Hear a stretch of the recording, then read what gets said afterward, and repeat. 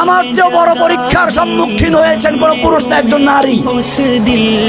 Doctor Afia Siddika নাম শুনেছেন? 18টা তার ডক্টরেট ডিগ্রি আছে, কোরআনে হাফেজ মহিলা। নির্যাতন করে করে এত দুর্বল করা হয়েছে, হুইল চেয়ারে করে তাকে আদালতে নেওয়া হচ্ছে। চোখ দুটো খোলার পর্যন্ত ক্ষমতা নাই, শক্তি নাই। আইনজীবীকে ইশারা করে বলতেছে হিজাব হিজাব। আদালতে ওঠার সময় হিজাব যাচ্ছে, আপনারা দেখেছেন পত্রপত্রিকায়। আমেরিকার আইনজীবীরা গবেষণা করতে লাগলো, এই মহিলা চলতে পারে না, উঠতে পারে না, বসতে পারে না, চক্ষু পর্যন্ত খোলার ক্ষমতা শক্তি নাই। এমন অবস্থায়ও সে বলতেছে হিজাব হিজাব। মানিটা কি?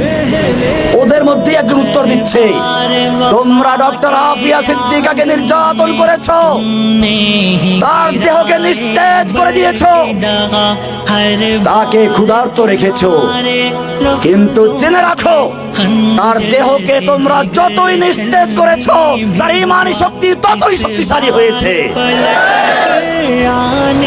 সেজন্য সে এখনো হিজাব হিজাব চায়।